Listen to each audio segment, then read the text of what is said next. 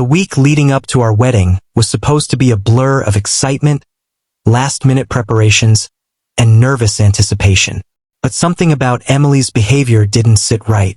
She was constantly on her phone, brushing me off with a distracted smile, and every time I mentioned our vows or honeymoon, her enthusiasm felt forced. I told myself it was just pre-wedding stress. After all, we had been together for 4 years.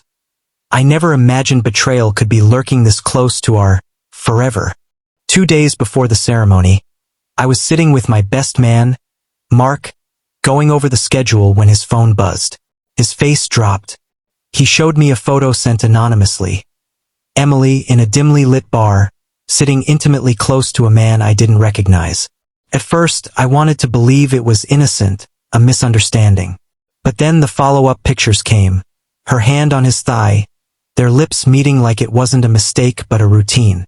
My world tilted, but with the wedding looming, I felt trapped. I confronted Emily that evening, expecting tears, excuses, or at least some flicker of remorse. But she was disturbingly calm. It was a mistake, a stupid night. But it doesn't change anything, she said, as if cheating right before our vows was a minor slip-up. I should have called off the wedding right there. But part of me still clung to denial to the years we had shared. I told her we'd talk after the wedding, unsure of what I was even hoping for. The wedding day arrived, and everything felt surreal. I went through the motions, standing at the altar, watching guests smile, unaware of the storm brewing beneath my suit. Emily walked down the aisle, radiant and poised, as if nothing had happened. But when the officiant asked if anyone objected, I secretly wished someone would stand up and save me from what I was about to do. No one did. The ceremony continued. Then came the vows. I had written mine days ago, filled with promises of loyalty and partnership. Emily, however, seemed to go off script. When it was her turn, she smiled sweetly, took my hands and said, "Before we commit to each other, I need to confess something." A hush fell over the crowd. My heart raced. She continued, "I made a mistake. I kissed someone else. But I'm standing here asking for forgiveness because I want to spend my life making it right." The guests gasped, murmuring in disbelief. I was frozen.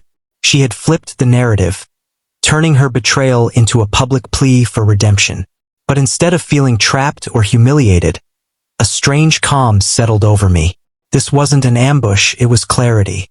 She expected me to swallow my pride in front of everyone, to play the forgiving fiancé. But I had other plans.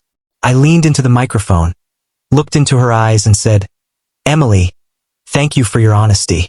But I think it's only fair that I make a confession too. I deserve a wife who doesn't need last-minute forgiveness." The silence was deafening. I turned to the crowd, handed the officiant my vows, and calmly walked down the aisle, leaving her standing alone. The whispers and gasps followed me out, but I didn't look back. Later that evening, Emily tried to call to message, claiming she was brave for confessing.